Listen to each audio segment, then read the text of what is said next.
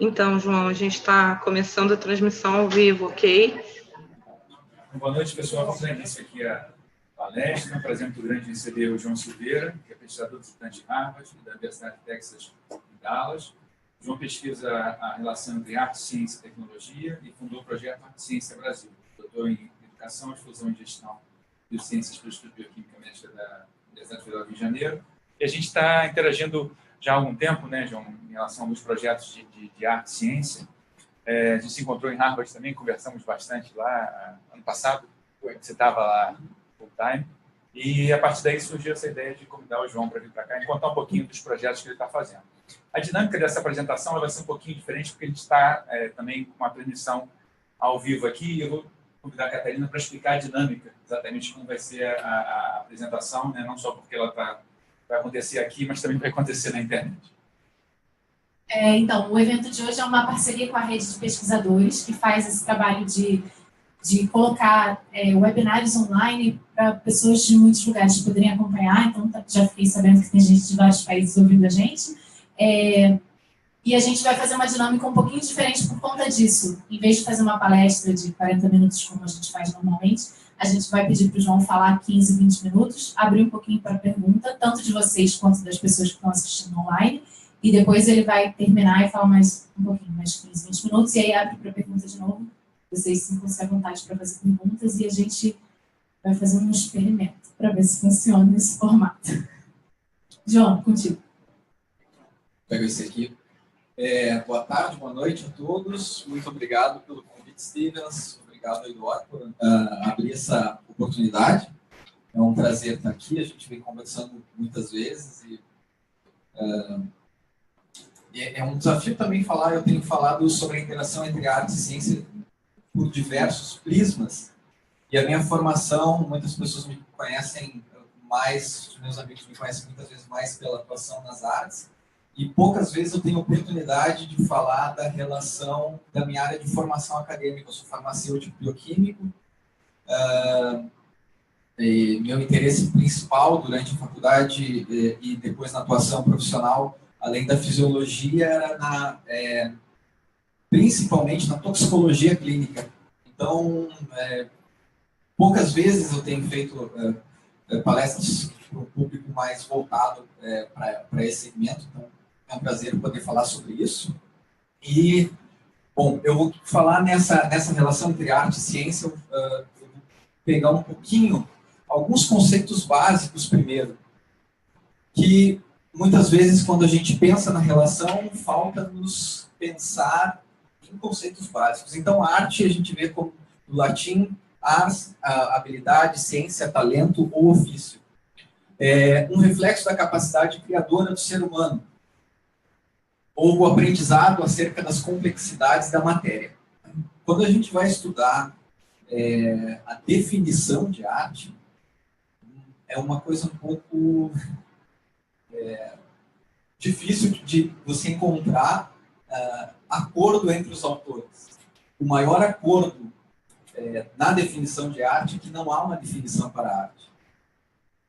Mas, de maneira geral, todos concordamos que a arte tem ligação com criação e que ela está ao longo da história humana, ela vem desde os primórdios da história humana.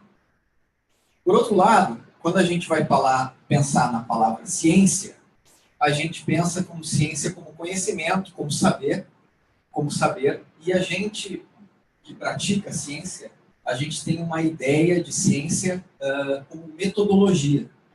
Ou seja, pensamos na metodologia científica, um método capaz de ter reprodução, ou um método capaz de experimentação e de reprodutibilidade. Mas algumas vezes a gente se esquece, ou talvez a gente não relembre com tanto cuidado sobre o fato de que a ciência também está relacionada a tudo aquilo que tem ligação com o conhecimento humano. Essa é uma primeira observação. A segunda observação é que o conceito de ciência, como nós conhecemos na Idade Moderna, é um conceito, a própria palavra ciência vem tendo diferentes significados ao longo da história.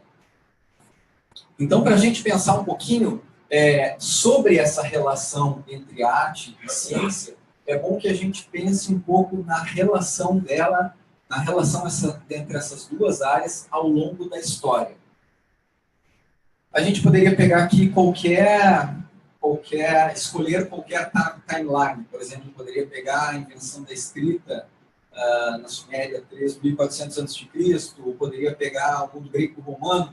Eu escolhi o ano zero na era cristã para a gente pensar um pouquinho nessa escolha de tempo.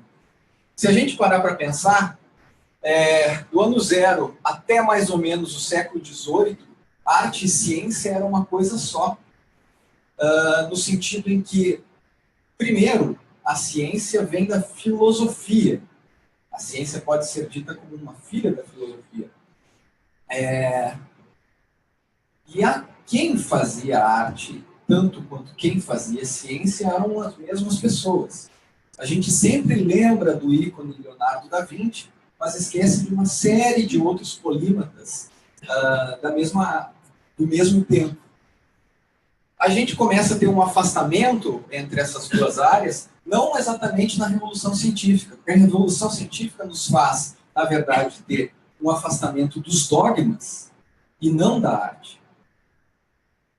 Isso, algumas vezes, a gente confunde. Então, se a ciência chegou e está no progresso que está, é muito provável, por exemplo, diz que o progresso veio de acordo com a possibilidade de se libertar dos dogmas. Acho que ninguém é contrário a esse pensamento.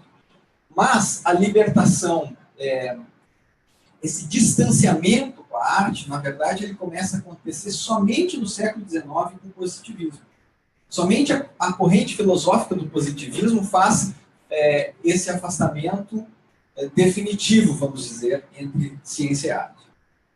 Então a gente tem ali, depois da Revolução Científica, um período depois, o positivismo aí começa a ter uma distinção bem clara entre as duas, e a gente tem muitos indícios que a partir do século XXI há, de novo, uma grande aproximação entre arte e ciência. O que eu tenho me dedicado nos últimos 6, 8 anos é tentar entender como são essas aproximações, por que elas ocorrem. Há várias teorias, várias possibilidades. Uma das teorias é que nós voltamos, artistas, cientistas, a compartilhar as mesmas ferramentas. Porque essa é uma teoria do Renascimento, inclusive. Que o compartilhamento de ferramentas é que faz com que haja uma confluência entre as áreas. Hoje, cientistas e artistas de diferentes áreas compartilham a mesma ferramenta, que é o computador. Isso seria uma das possíveis aproximações advindas, então, dessa revolução tecnológica e da revolução da era do conhecimento. Essa é uma das possíveis ideias. Não há um consenso sobre isso, embora muitas pessoas, alguns pesquisadores estejam produzindo trabalhos sobre isso. Uma outra possibilidade é que a especialização ao longo da história foi um processo natural. Não havia conhecimento e, a partir das primeiras descobertas científicas, a especialização em cada área foi ocorrendo. A partir dessa especialização, as áreas foram se subdividindo, mas, em um determinado ponto, como nós estamos hoje, na área da informação, as especialidades não resolvem todos os problemas.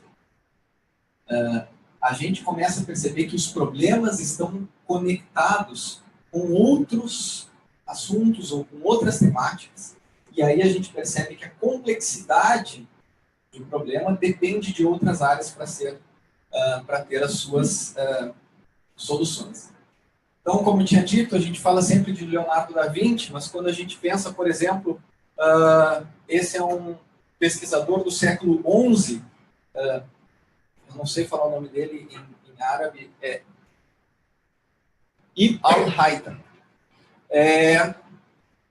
que entre avanços na medicina, avanços na matemática. Ele inventou a câmera escura, que, como vocês sabem, deu origem à câmera fotográfica. Obviamente, Leonardo da Vinci, com todos os experimentos dele, que talvez seja o personagem mais conhecido, muito mais pela sua importância como artista do que como cientista. Mas, até hoje, se descobrem, cada vez mais tem se descoberto, através das suas anotações, o que ele produziu à época do Renascimento. E mais uma pequena lembrança que eu gostaria de fazer sobre essa aproximação entre arte e ciência é que o conhecimento enciclopédico que nos acompanhou até o finalzinho do século passado, quer dizer, temos aqui alguns mais jovens que eu na plateia, mas quase todos aqui tivemos as enciclopédias, né? Comprávamos a Barça e o conhecimento enciclopédico. Então, quando ele foi reunido, Diderot, na França, ele era o conhecimento das artes, das ciências e do métier, né? Seria dos trabalhos, vamos dizer assim. Então, arte e ciência, a primeira enciclopédia não distinguia a arte da ciência. O que eu queria dizer para vocês? Que nesse longo caminho, agora a gente chegou na área da arte, ciência e tecnologia, a gente não tem nenhum consenso de como chama essa área. A gente tem o movimento STEAM lá, de Science, Technology, Engineering, Arts and Mathematics, só que tem gente que usa o M para medicina, tem MM para matemática e medicina, a gente tem arte ciência, art science e arte, quer dizer, a gente tem um mundo de possibilidades, porque são pessoas, são grupos híbridos que fazem trabalhos nas mais diferentes áreas. E se a gente fosse pensar isso, que relação a gente poderia fazer de todo esse campo, das mais diversas áreas do conhecimento, que relações nós poderíamos fazer com as ciências médicas? Para isso, eu só queria lembrar o conceito de empatia, como a habilidade de imaginar-se no lugar de outra pessoa, ou a compreensão dos sentimentos, desejos, ideias, ações de outro. Nesse sentido, a gente tem tido muitas publicações que falam sobre a relação entre como os médicos ou aqueles profissionais que trabalham na área da saúde podem melhorar o seu desempenho ou a sua atuação profissional a partir da relação com as artes. De que forma? Das mais diferentes formas. Artes, peças dramáticas, poesias, ensaios, narrativas, música são as ferramentas bastante utilizadas na medicina para aumentar a compaixão e a empatia. E quais são os resultados do uso da arte nas ciências médicas? Uma compreensão mais completa sobre o sofrimento dos seus pacientes é algo óbvio, mas que passa a acontecer a partir disso. Por exemplo, tem um grupo de teatro numa universidade que faz o seguinte trabalho. Eles começaram a trabalhar primeiro para fazer uma simulação de uma cena de pacientes. Ou seja, para treinar os residentes nas situações mais diversas, principalmente em questões psicológicas. Então, os atores faziam o papel do paciente e os médicos faziam o atendimento. Só que esse grupo evoluiu a uma medida em que passaram os próprios médicos a trabalhar como atores ou treinar como atores. E os resultados vêm aí. Uma compreensão mais completa sobre o sofrimento do paciente ou o papel do paciente. Uma melhor compreensão da própria doença, do que é o processo de adoecimento, oferecendo os insights sobre natureza, causas e resultados. E uma coisa importante que me parece, falando especificamente para aqueles profissionais da saúde que trabalham diretamente com o paciente. o quanto a resposta verbal e não verbal está relacionada com o estado de saúde. Ou seja, o processo de anamnese, para aqueles que trabalham na clínica, de novo, das mais diversas áreas, desde o médico, a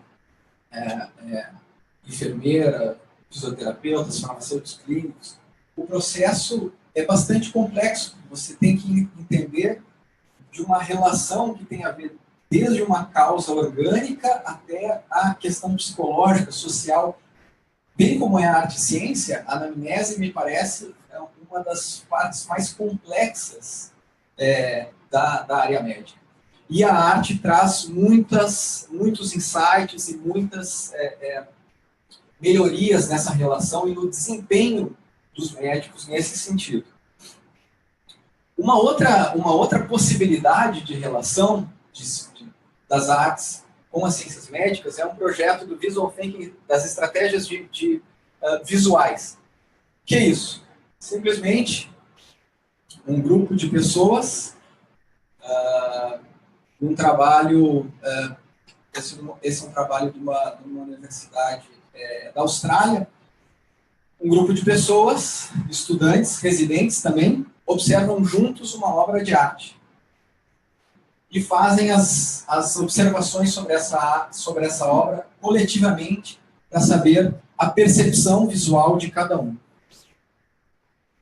Também, um método inspirado nesse, isso é uma notícia do New York Times, que os médicos, né, poderiam aprender olhando para a arte, foi reproduzido depois em Yale e em Harvard por 2 grupos de pesquisas diferentes, com os mesmos resultados, ou seja, trazem diversos insights que vão desde uma estratégia que parece aumentar a formação de equipe, à medida que os médicos internos, né, os residentes, trabalham juntos, desafiando uns aos outros para formar uma ideia coesa sobre a forma da arte estudada.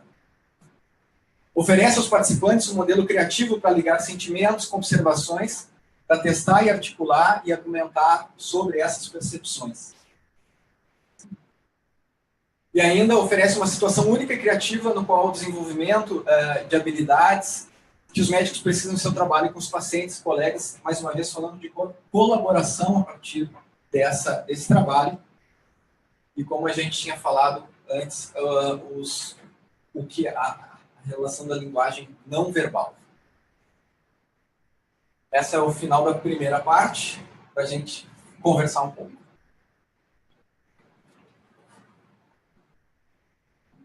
Tu vai mediar, Catarina, que legal. Olá, eu sou Patrícia e quando você estava falando, eu não conseguia parar de pensar no Carl Jung.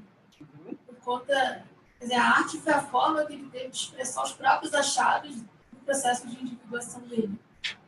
Mas o que eu observo dentro do hospital é que até os próprios psicólogos, às vezes, têm uma dificuldade com a questão do Jung. Né? Até para falar, tem alguns psicólogos que eu conheço, dizem que até para fazer uma tese, você tem dificuldade de citar o Freud, às vezes.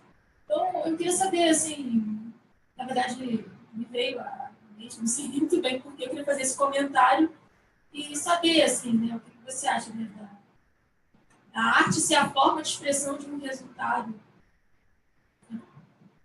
Bom, eu não sou especialista na área. Arte e ciência, assim como a gente estava falando de especialização, né? Então, a arte e ciência, que por si só é híbrida, transdisciplinar, foi criando suas próprias especializações. Tem pesquisadores que trabalham com psicologia e arte e ciência, que talvez eles fossem mais aptos a te falar isso. E Jung é bem mais estudado que Freud, justamente pelas razões que tu falou, né? Freud não tem quase nada.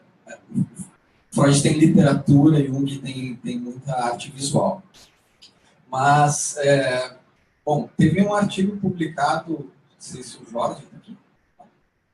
Teve um artigo publicado aqui pelo IDOR sobre aspectos da música relacionados a imagens cerebrais. Ele me falou que está pesquisando sobre imagens visuais de pacientes também da área psicológica. Então, talvez ele possa te falar melhor sobre isso, mas o que eu posso te dizer é que tem uma grande área de interação a partir da visão da psicologia, né? E claro, quando você fala isso, a gente tem que lembrar o trabalho da Nise da Silveira, que é um ícone, sim, nesse sentido, para uma observação não verbal dos pacientes, né? Eu foquei aqui nessa primeira parte, falando muito mais no profissional e não no paciente, porque em relação ao paciente, eu acho que não é muita novidade para vocês tudo que vem sendo feito nas mais diferentes artes terapias, musicoterapia, arte terapia. Então, isso eu não acho que seja muito novidade, embora seja muito valoroso.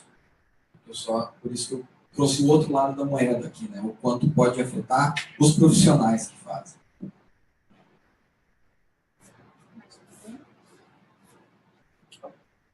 Tem alguma pergunta online, Juliana? Tem. A Juliana vai falar? Sim. Ela me mandou aqui. O Eduardo Viana pergunta: como perceber a diferença entre a arte integrada à ciência e a ciência que apenas usa a arte para passar informações? Legal. Essa é a pergunta sempre mestra, assim, do primeiro passo da relação arte-ciência. Bom, eu venho aqui no Rio, do Instituto de Bioquímica Médica do Leopoldo Menezes, na UFRJ, no qual fez um professor Leopoldo, cerca de 25 anos atrás, começou os trabalhos da relação com a arte para o encantamento pela ciência. E esse é um trabalho muito válido até os dias de hoje. Ou seja, eu não vejo como um uso da arte pela ciência. Eu acho que é natural que se utilize a arte para que se possa comunicar a ciência de uma forma melhor. Mas, eu vou falar isso agora na segunda parte, as limitações, ou na verdade as possibilidades diferentes que a gente tem a partir da integração entre a arte e a comunicação científica.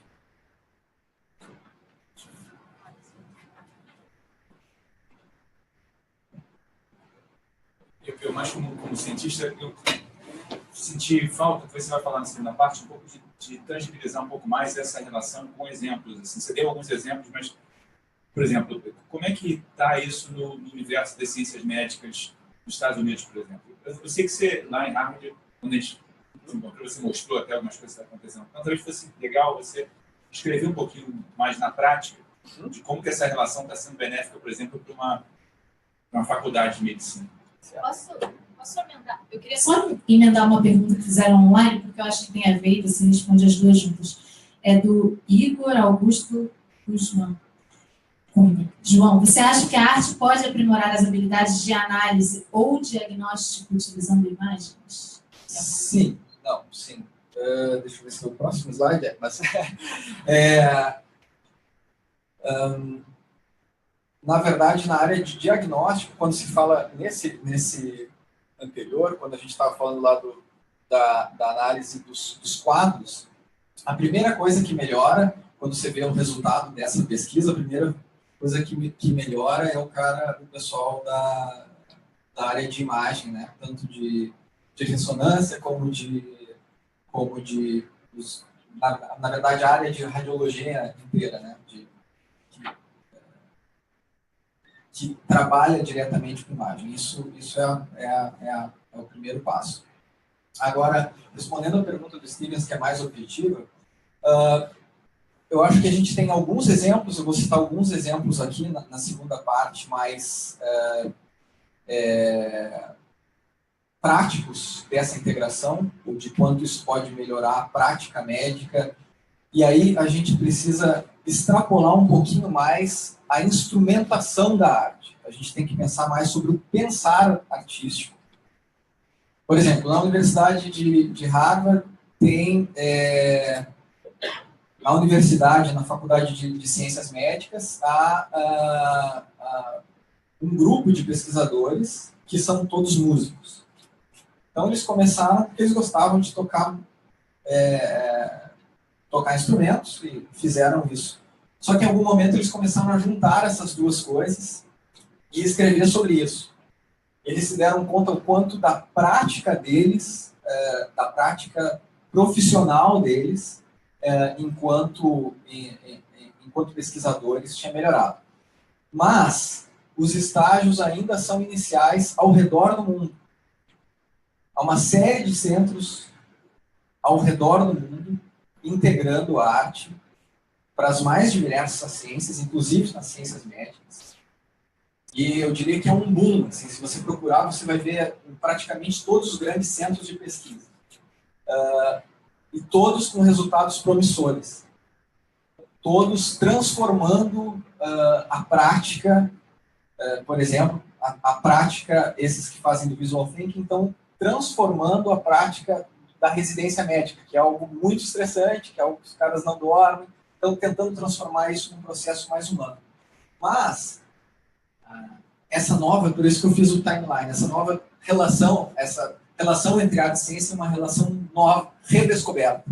Ela não é nova, ela é redescoberta.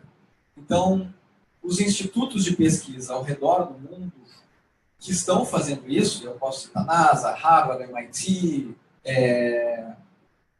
Max Planck, todos estão em estágios iniciais ou estágios intermediários. Cara, a gente tem muitas evidências de que isso transforma a pesquisa, isso transforma a prática médica, transforma os mais diversos setores.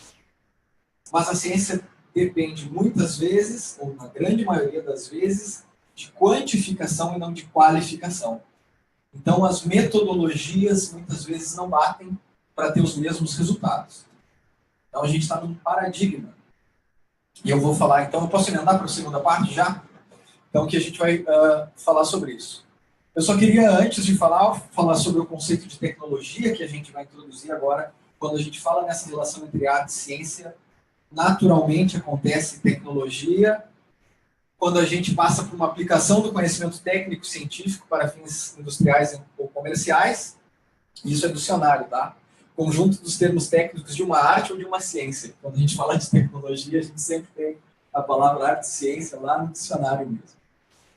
E também de inovação, uma aplicação do conhecimento técnico científico para fins industriais e comerciais, mas eu já quero deixar claro que eu não ouso tentar definir inovação, só que uma ideia. Se você pegar, a última vez, até conversando com a Juliana, que está fazendo a transmissão aqui, a última vez que a gente fez uma listagem, a gente tinha chegado a 17 definições diferentes de inovação. Mas a inovação, a gente tem inovação de produtos, de marketing, de organizacional, radical, incremental, de processos, que tem a ver com tecnologia, mas inovações que também não têm a ver com tecnologia. Bom, dito isso, eu queria contar um pouquinho para você sobre o MIT Media Lab. Quem conhece o MIT, os trabalhos do Media Lab, pode levantar a mão, só para saber o quanto eu falo. Então, eu considero o MIT Media Lab a Disneylândia da arte e ciência. Eu estudo sobre transdisciplinaridade, que seria um passinho além da interdisciplinaridade, quando de fato há uma fusão entre as disciplinas, até conhecer o MIT Media Lab, que fala no termo de adisciplinaridade ou antidisciplinaridade, ou seja, eles pesquisam de tudo ao mesmo tempo, de formas diferentes. A primeira vez que eu fui no Media Lab, em 2015, eu participei do Hackathon, do Hacking Arts, e eu acabei coreografando cadeiras robóticas. Eu sou da área da dança, eu danço profissionalmente. Eu fui só para me convidaram, estava na França e alguém me indicou para ir para esse hackathon no MIT. Eu fui e quando eu cheguei lá, não tinha a menor ideia do que ia fazer. E tinha os caras fazendo, um pesquisador do Instituto de Neurociências, um médico neurocientista que tinha desenvolvido uma cadeira robótica. A cadeira, na verdade, é uma cadeira com assento normal, só que fica mexendo os assentos. O assento tem duas, se divide em dois, então, na verdade, fica mexendo o assento, de forma que você nunca fica parado. Você está sentado, mas você nunca fica parado, porque você fica mexendo.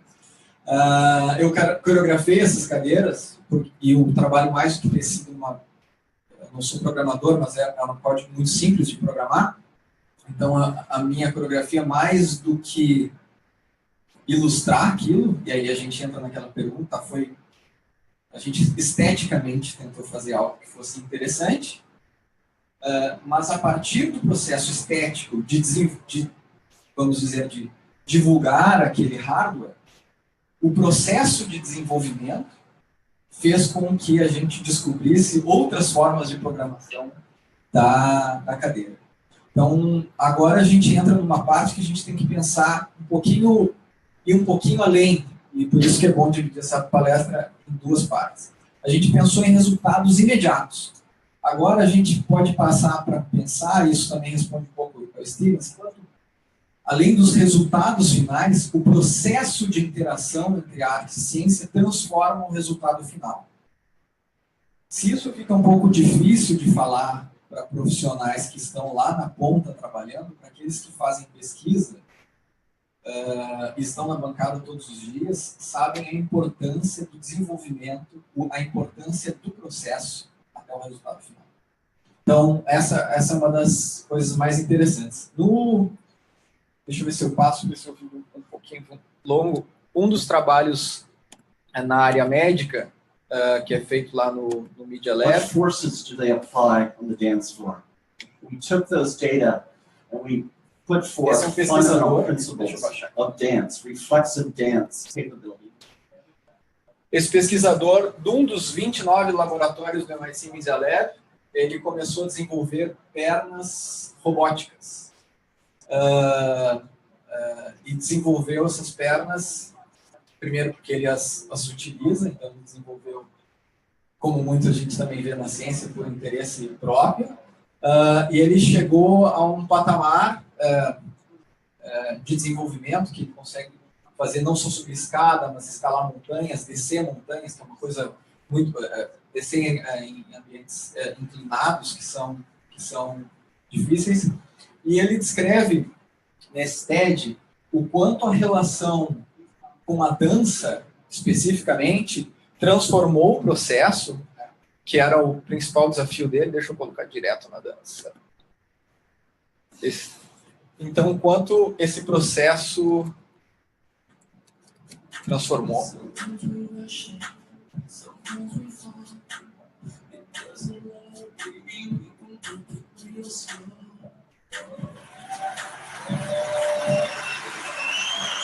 Mais do que essa apresentação,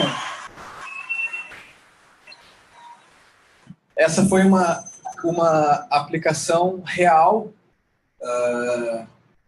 durante todo o desenvolvimento da pesquisa, e o qual o resultado final foi completamente modificado a partir da integração com a arte. A dança não era só um desafio, mas todo o pensar da dança, quer dizer, como se dava o passo, toda a cinética do movimento. Se estudou, vendo os papers sobre isso, estudou muito Laban, que é um pesquisador muito famoso na área da dança, pela biomecânica, o quanto ele estudou Laban para desenvolver uma perna robótica. Entrando na área da neurociências, aí eu entro num campo que vocês, tem muitas pessoas aqui que dominam ou não, quando a gente fala do cajado, se fala muito sobre o prêmio Nobel que ele recebeu, sobre toda a descoberta científica, e muitas vezes se fala sobre a grande maioria das vezes se fala sobre as ilustrações dele como ilustrações, simplesmente, do processo. E quando a gente vai no Museu do Cajal em Madrid, se vê que o processo de desenhar, o processo artístico dele, segundo as próprias anotações dele, foi extremamente relevante para as descobertas. Ou seja, o processo de fazer artístico do Cajal fez com que ele chegasse às descobertas que ele tinha chegado. Mais uma aplicação direta, então, na pesquisa e na parte clínica. A revista Leonardo é uma revista do MIT Press, uma revista que eu colaboro, que fez uma edição especial no ano passado chamada Arte e Câncer. E a ideia era ter artigos que falassem das mais diferentes interações entre arte e o câncer. Volto a dizer, assim como na área da psicologia, tem muitos trabalhos para pacientes de câncer, óbvio, que envolvem arte, mas essa publicação em especial foi sobre todos os processos de quem fazia pesquisa na área de câncer, enquanto tinha desenvolvimentos não só para os pacientes, mas que as metodologias da pesquisa de câncer foram influenciadas através da arte. Então, tem um número inteiro da Leonardo só sobre isso. Então, por exemplo, usando a teoria do caos e da arte moderna para prever as reações cancerígenas, ou né, do câncer no organismo. Como a 3D, a impressão 3D, a bioimpressão 3D tinha transformado essa relação com o câncer. Enfim, foi um artigo inteiro só sobre isso.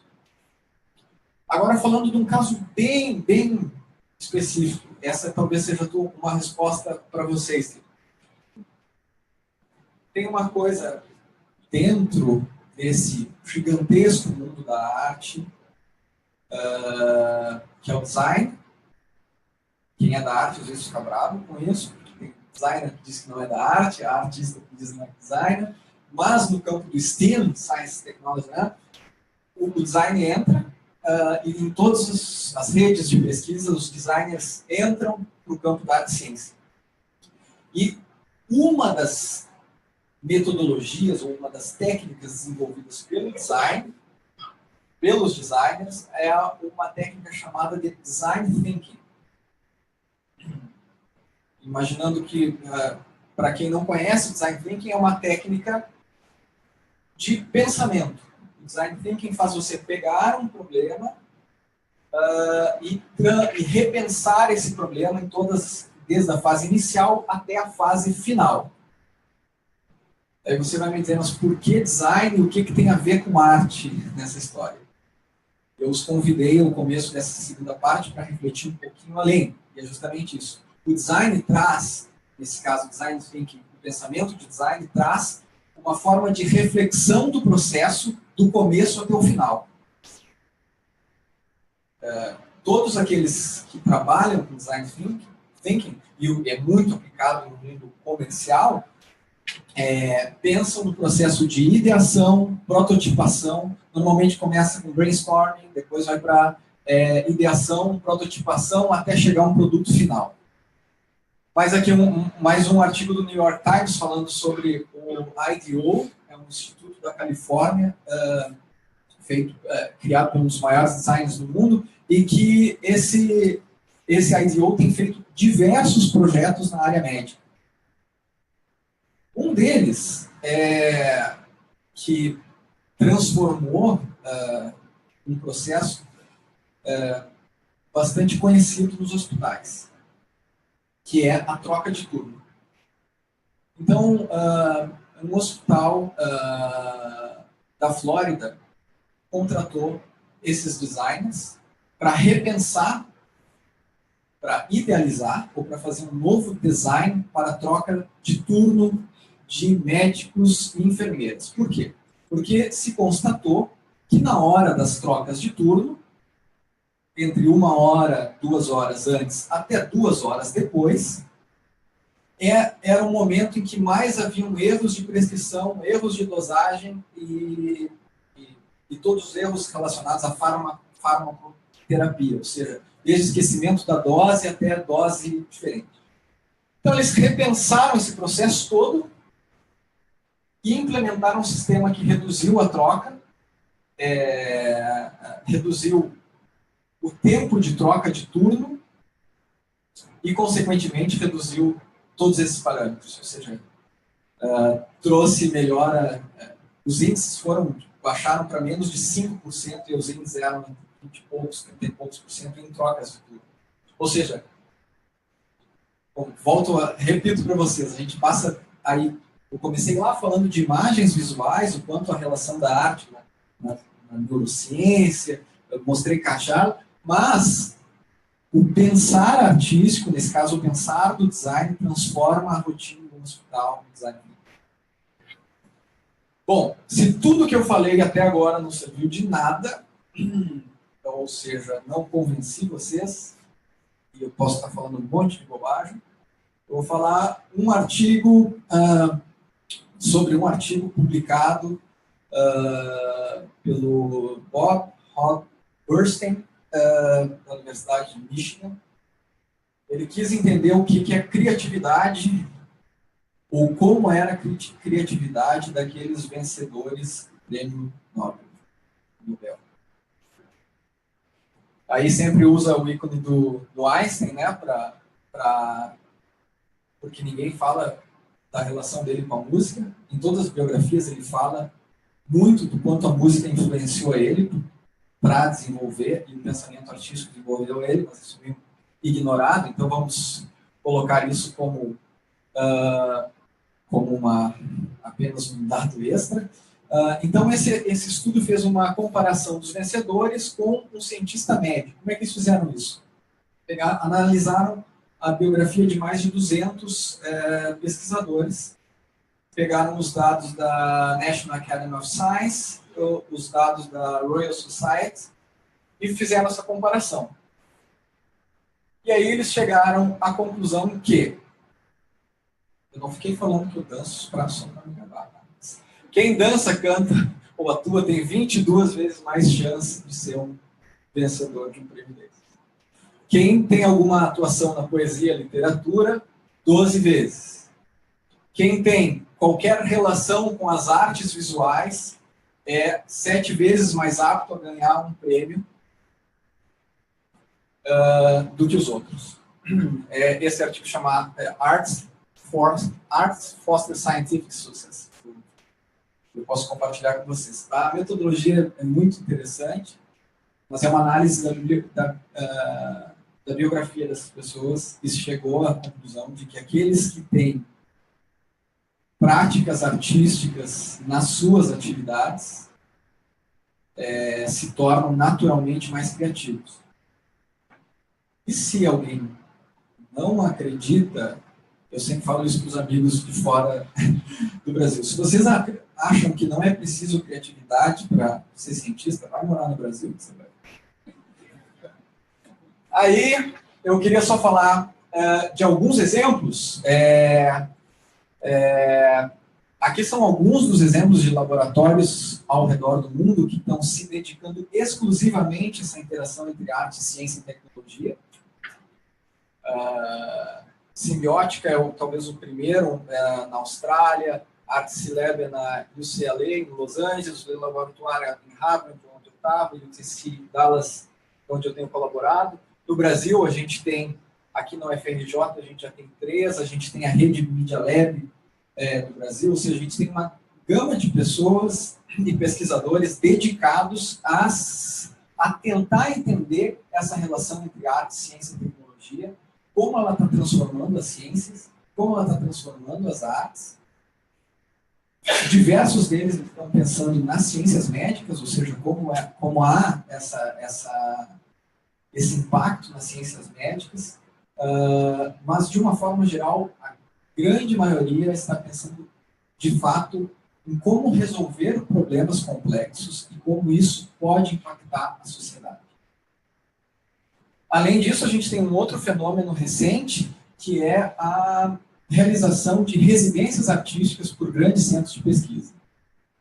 Isso ficou um pouco famoso há cerca de 10 anos atrás, quando a NASA começou a fazer essas residências artísticas, começou a chamar artistas para dentro dos seus laboratórios.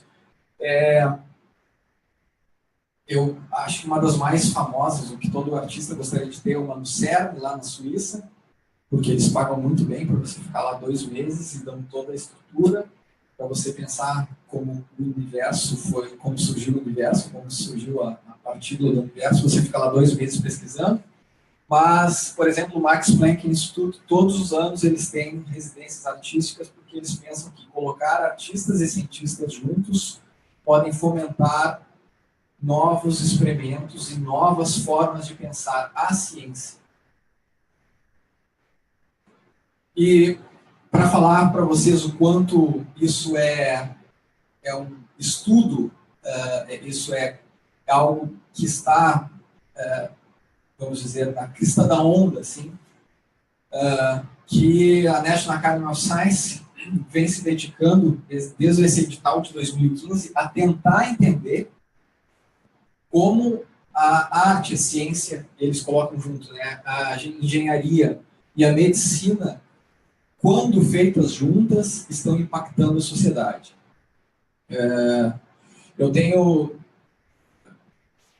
colaboração com o diretor da National Academy na área de programas culturais, e é justamente essa a pergunta. A gente está cada vez mais, essa é a nossa área de pesquisa, a gente está cada vez mais procurando evidências e tentando encontrar metodologias para que a gente possa, além de qualificar, a gente possa quantificar ou entender melhor esses impactos. Algumas vezes a gente acha que a gente está usando o instrumento errado, o que é muito comum na ciência. Às vezes a gente está usando o equipamento errado para nos dar aquele resultado, mas essa é uma busca. O último grant foi de $1 milhão,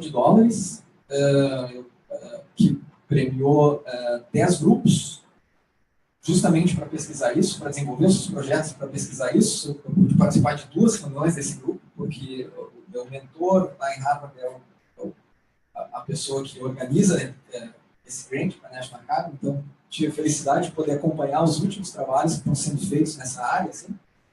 E volto a dizer, todos estão pensando onde a gente vai, o quanto a gente tem que investir nisso. E o modelo americano é o modelo mais aceito de ciência, né? A gente bota a ciência onde ela vai nos dar um retorno, ou os americanos onde vai dar patente. Claro que a preocupação é qual é o retorno social que isso vai dar, o quanto isso vai poder trazer. Então, para compartilhar com vocês que a gente está nisso, 2 dados só rapidinho da minha tese é que no Brasil a gente tem mais ou menos esse ambiente de quem faz arte, ciência e tecnologia, ou seja, a região sudeste, assim como como as ciências em geral, está concentrado na região sudeste, quem trabalha com isso.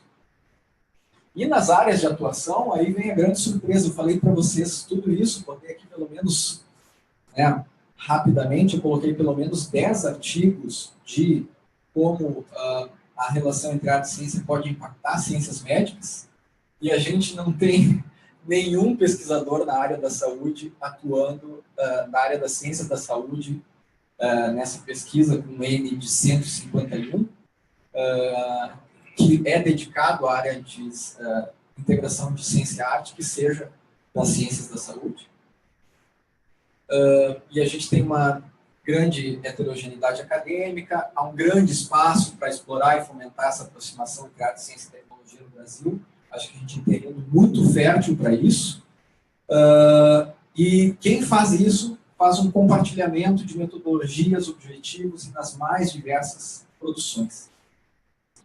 Quem tiver mais interesse por esse assunto, a gente tem um portal chamado Arte e Ciência Brasil, onde a gente divulga mensalmente um podcast chamado Papo Arte e Ciência, no qual eu e o host do Dragões de Garagem, para quem gosta desse mundo aí das ciências, a gente fica entrevistando quem faz arte e ciência e tenta perguntar para as pessoas, e aí, o que é isso para você, o que você está fazendo, como é que você está transformando a sociedade que você vive, qual é o que você está fazendo nas suas pesquisas.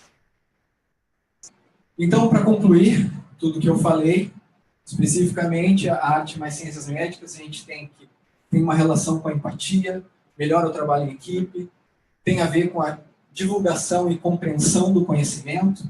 Talvez eu tenha esquecido de mencionar isso, mas mais do que a gente já sabe hoje que as ciências você usa para visualizar dados. Então, visualização de dados é uma área que eu acredito que todo mundo está a par e confortável com isso. Então, a gente sabia que, como é bonito a gente usar as cores X, Y, Z e deixar um gráfico legal no nosso paper, ou fazer uma divulgação daquilo. Isso não é novidade. A novidade é que a gente sabe que, ao fazer esse gráfico, hoje nós temos uma melhor compreensão da própria ciência. Então, a gente tem uma série de exemplos, tem uma série de publicações só específicas sobre isso. O ato de visualizar os dados, ou de produzir a visualização de dados, nos dá uma nova percepção da ciência. A gente tem, com essa interação, a possibilidade de treinamento da criatividade e, naturalmente, como eu coloquei só alguns exemplos, uma infinita possibilidades de inovação. E era isso. Obrigado.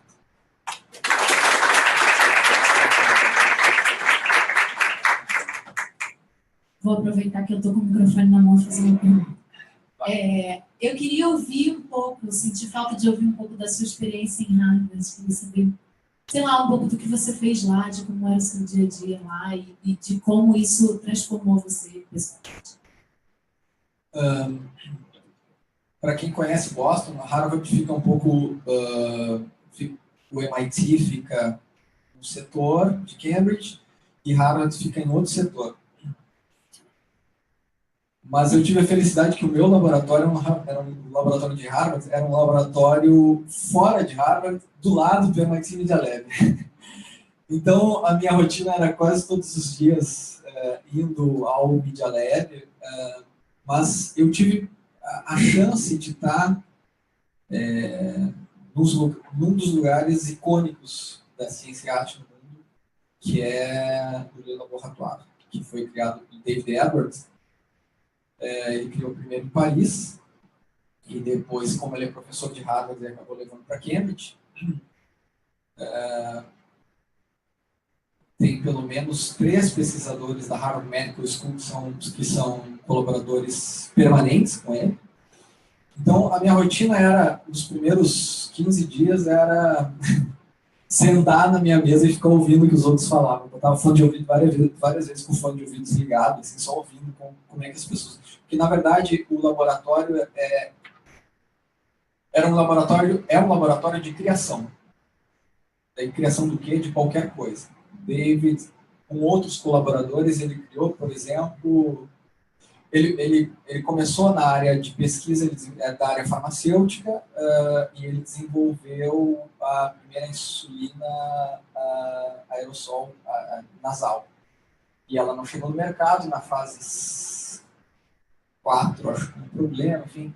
Mas, enfim, ele já tinha vendido a patente, ele se deu bem com essa história, mas, enfim, essa é uma pesquisa que segue até hoje. Mas ele sempre teve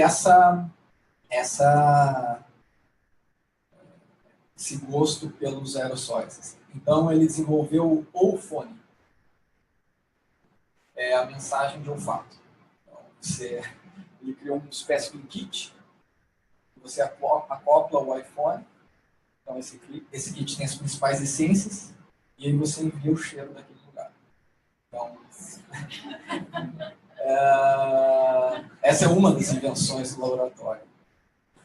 Então, a minha rotina lá foi essa, de ver essas criações, e o laboratório, na verdade, é uma galeria de arte e ciência. Então, tem uma sala, mais ou menos como essa aqui, com as mesas, e do lado tem um galpão, assim, onde está rolando. Então, eu participei, durante o meu tempo lá, de toda a programação de arte e ciência.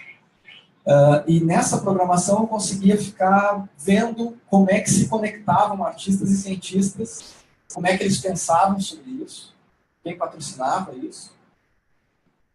E, bom, aí eu poderia contar 50 mil histórias, mas vou contar só a última, é que eu comecei lá quando estavam iniciando a ideia do World Frontier Forum, o Fórum das Fronteiras do Futuro, que foi acontecer só no final de outubro. Então, eu peguei desde a semente, quando a National tinha dado a primeira verba, e vi eles fazerem, fui querer entender por que a Google está botando aqui $100 mil para botar as pessoas para se encontrarem. Daí, era com 2 pesquisadores do MIT, mais o David, e eles fizeram um fórum para discutir as fronteiras do futuro. Reuniram 150 pensadores do mundo para dizer o que a gente vai viver nos próximos 30 anos. E uma das mesas era a medicina, como ia ser. Então,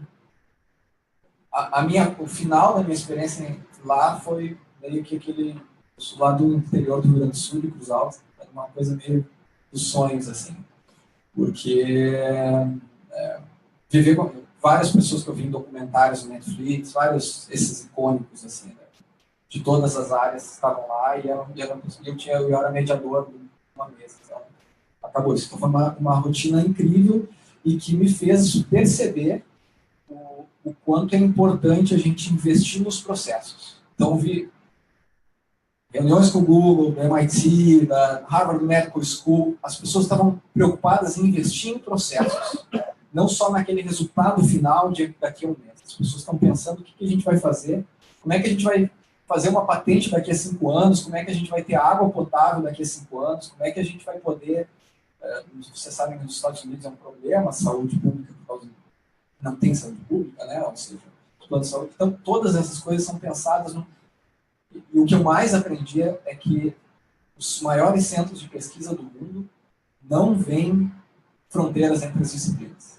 As pessoas se juntam numa mesa das mais diversas áreas do saber para resolver um problema. Um pouco interessando qual é o seu background.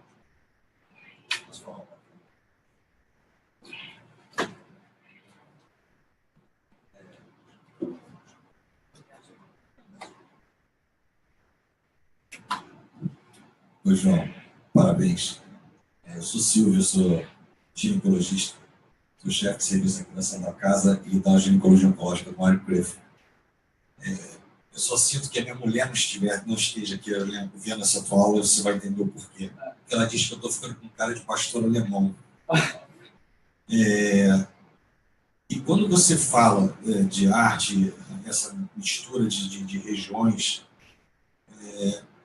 eu comecei agora, fiz um protocolo de uma pesquisa, lógico, isso não é da minha cabeça, eu vi algumas coisas. E isso que você está falando agora tem um gás. Eu saí do consultório ainda há pouco, cansado. A última cliente falou assim: doutor, você está com a cara cansada? Eu estou mesmo, mas eu ainda vou para uma palestra que eu tenho interesse. E a gente está fazendo uma pesquisa, estamos começando, já fizemos a reunião com algumas pessoas aqui de Porto Alegre e tal, que é detecção precoce de câncer de bexiga, próstata, ovário, mama e pulmão. O faro canino. Você já ouviu falar? Alguém já ouviu falar isso aqui? Não. Já? Então, eu me aprofundei muito nisso. Eu sou criador de cão, eu tenho um canil de pastor alemão, mas é para competição. Campeões e tal. Mas eu tenho um amigo de infância que tem uma coisa chamada Instituto Cães de Família. E quando ele começou a falar sobre isso, aí me veio mais ou menos isso tudo que você me falou aí. É impressionante como você começa a mergulhar em outras fronteiras. Já comecei a conversar com o veterinário e tal. E o interessante é que essas pesquisas, tem várias pesquisas acontecendo no mundo inteiro, o Instituto Curie, lá em Paris, nos Estados Unidos tem, inclusive tem uma menina que esteve aqui mostrando um negócio que eu fiquei boquiaberto. É 100% de acerto. Não houve nenhum erro, nenhuma falha do cão. Você pega a urina da pessoa, coloca em um frasco, esse frasco vai dentro de uma lata de metal, de inox, e bota vários na parede, e o cão vem fazendo o faro. Em determinado momento ele está adestrado, é a arte, onde ele vai ou sentar ou ficar lambendo esse metal e abanando o rabo o tempo inteiro. Você pega, e até agora não houve falha em nenhum desses centros.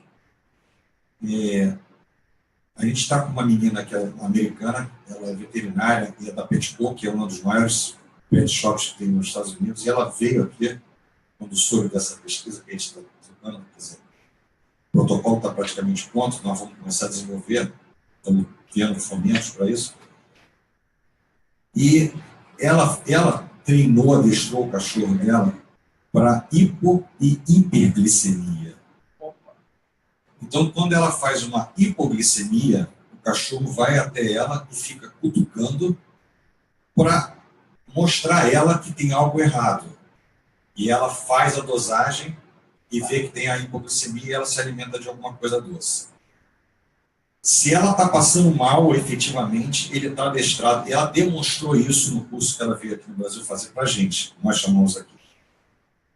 Ele vai até o kit, traz o kit até ela e ela faz uso da insulina ou da barra de doce, alguma coisa que tem.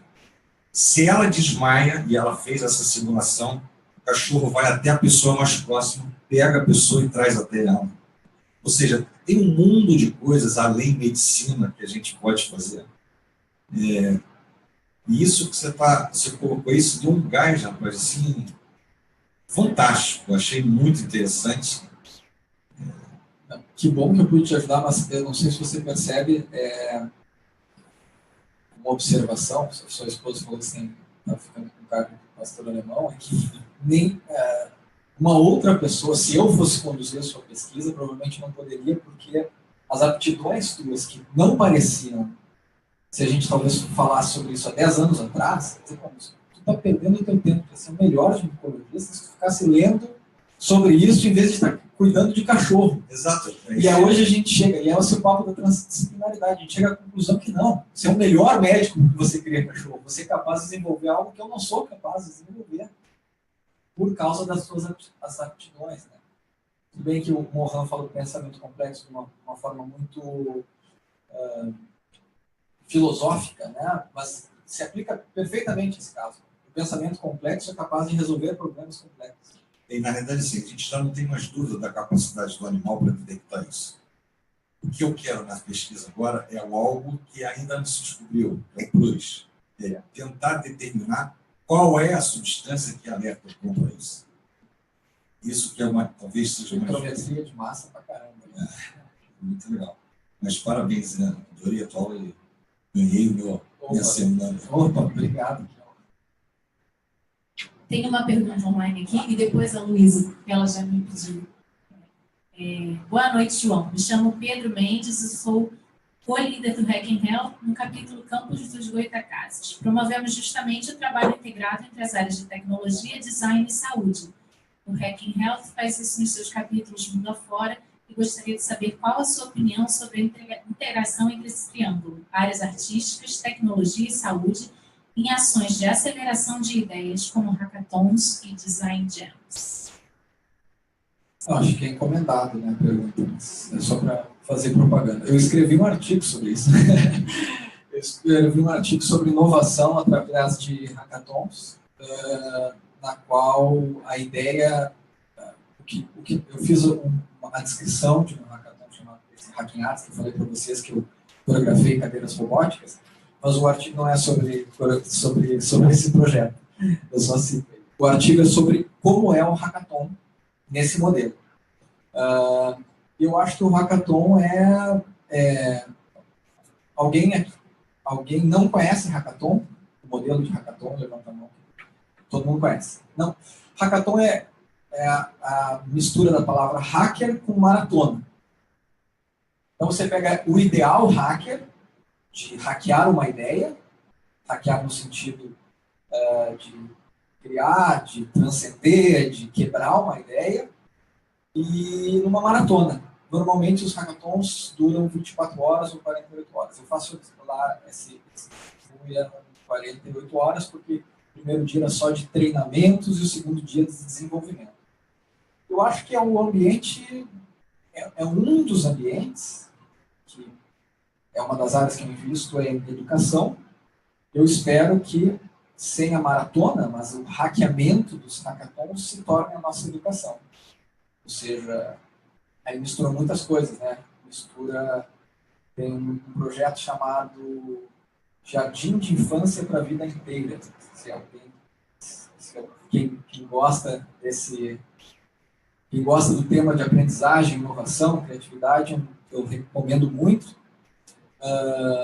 Lifelong Kindergarten, que fala justamente sobre isso, sobre o potencial de inovação que a gente tem na pré-escola, no jardim de infância, e que vai sendo cortado ao longo da vida escolar.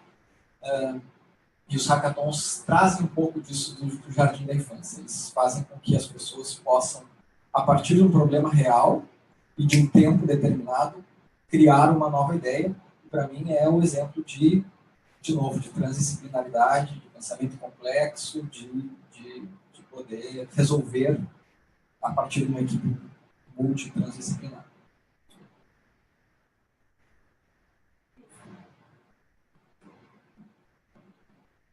Oi. Oi, eu sou a Luísa.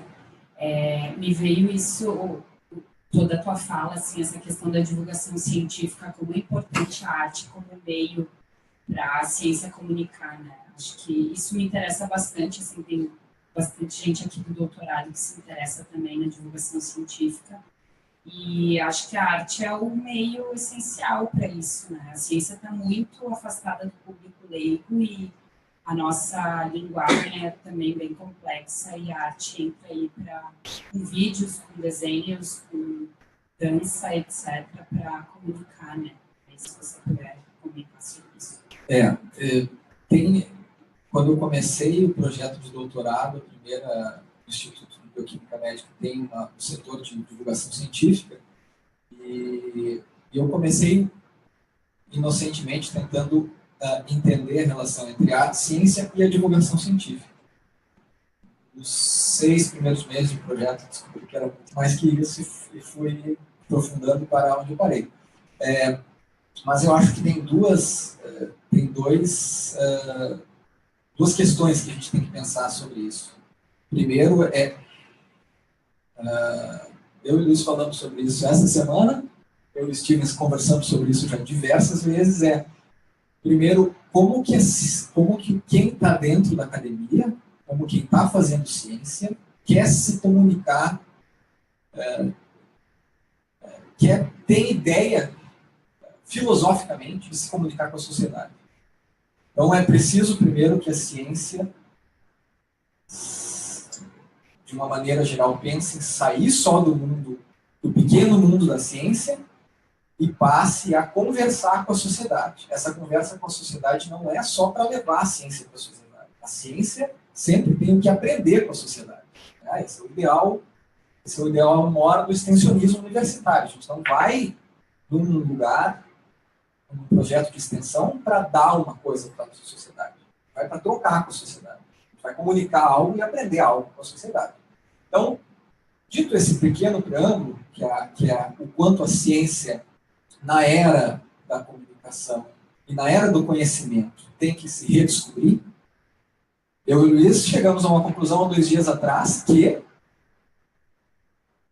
o Stevens é o pesquisador brasileiro que tem mais seguidores no Twitter, e há 3 anos atrás, foi publicado uma matéria dos cientistas mais importantes do mundo, 5 brasileiros, daí usando o Web of Science. Vamos pegar qual é que é o dado. Eles fizeram uma cienciometria, 5 cientistas com maior impacto no mundo, 5 brasileiros que tem essa lista, daí eu peguei. Então vamos olhar como é que essas pessoas se comunicam com a sociedade. Nenhum tem perfil no Twitter, nenhum tem perfil público no Facebook, que é a mais utilizada no Brasil, o Twitter nos Estados Unidos. Então, como é que a gente vai... Por isso eu acho, a arte é o segundo passo. Depois que a gente tiver vontade de se comunicar com a comunidade, a arte é uma ferramenta fantástica, não só para encantamento, mas de compreensão da ciência, para aproximação da ciência. E, mais uma vez, é uma via de mão dupla, porque o cientista, ao fazer arte para comunicar ciência, ele, sem dúvida nenhuma, vai aprender muito sobre o seu processo artístico, sobre o seu processo científico. Mais uma vez, ele pode falar das experiências dele com o projeto dele. Quer dizer, e eu, em todos os projetos que fiz nos últimos anos, cada vez mais eu vejo o quanto, na ideia, eu quero comunicar isso. Na verdade, eu aprendo muito mais.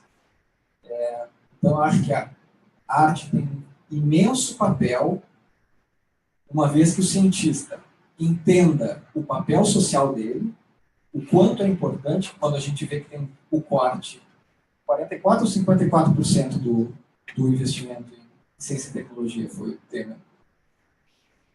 44%. E ninguém fala nada, é porque a gente está muito longe da sociedade. A gente tem que achar uma outra forma. Na sociedade do conhecimento, as redes sociais são a realidade. E não são a realidade porque eu quero... Não, é a realidade para quem tem acesso à informação, que aí tem toda uma população de excluídos, mas para quem tem acesso à informação, as redes sociais são, e os cientistas não estão participando dela. Uma vez que participem dela, provavelmente a arte é uma aliada fundamental para esse processo de comunicação. A gente está avançando no horário, então eu queria fazer... tem mais uma pergunta online, eu sei que tem mais uma aqui, mais uma, 4. E a gente faz as 4 perguntas juntas e você responde, pode ser? Pode ser. Não vou lembrar no final, mas eu tento... Online é o Felipe Oliveira, que pergunta como a Sci Art influencia o pensamento e as atitudes dos cientistas.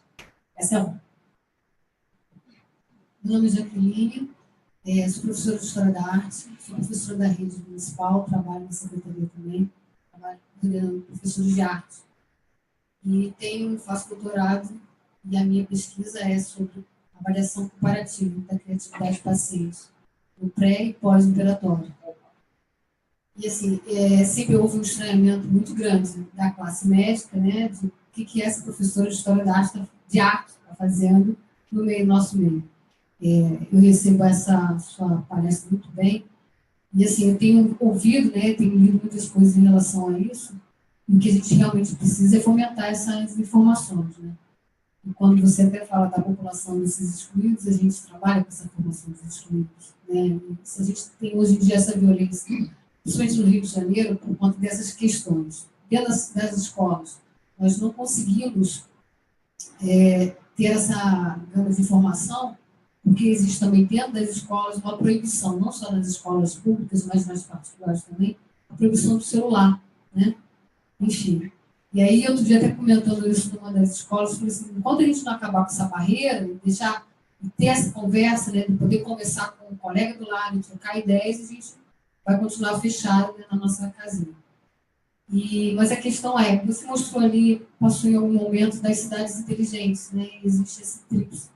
E eu queria que você falasse sobre isso, quanto é importante, assim, a gente, de repente, até poderia achar algumas saídas, porque essas cidades inteligentes, ela mexe exatamente com a universidade, com a comunidade e com a empresa, né? Como é que a gente pode achar saída, de repente, enfim, Enquanto vai passando o microfone para lá, eu vou responder a tudo, vai ser rápido.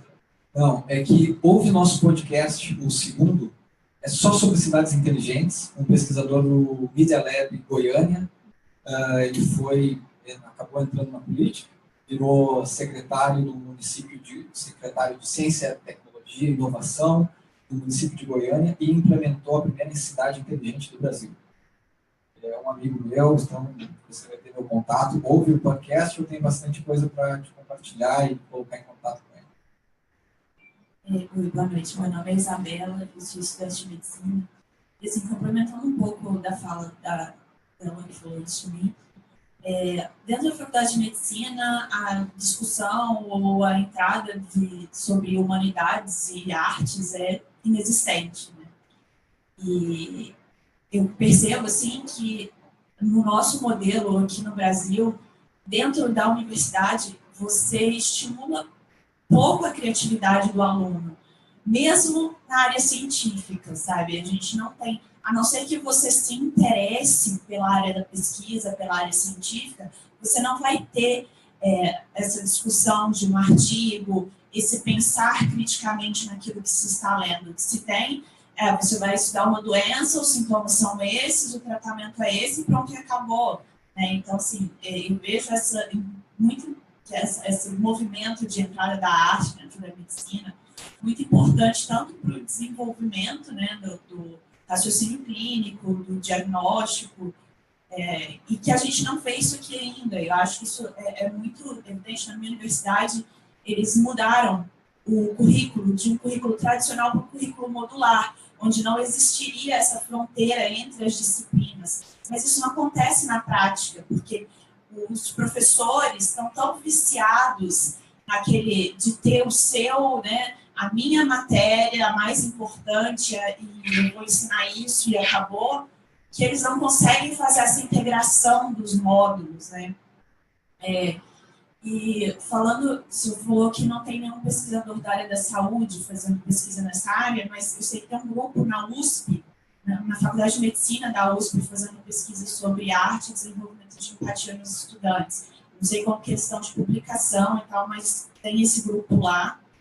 E é muito isso. Eu acho que agora a gente está num momento muito crítico e muito importante para a entrada da arte dentro da ciência, que é um momento em que está se demonstrando que os alunos têm uma propensão muito grande de desenvolver transtornos psiquiátricos, e acho que talvez a gente pode usar a arte para entrar nesse campo, entendeu? E aí ela se estenderia dentro da academia para esses outros campos. Acho que é um momento importante para essa colocação sua. Vou fazer um comentário que na Fiocruz tem um grupo que trabalha com saúde, ciência e arte também há algum tempo. E aí a última pergunta. São nossos colaboradores, e aí eu peço para vocês de novo entrarem no site, porque a gente está fazendo uma rede, uma série de eventos, chamado Laser Talks, Leonardo Art Science Evening em Renebu, mensalmente sobre arte, ciência e tecnologia espalhado por todo o Rio de Janeiro. Era mais um comentário.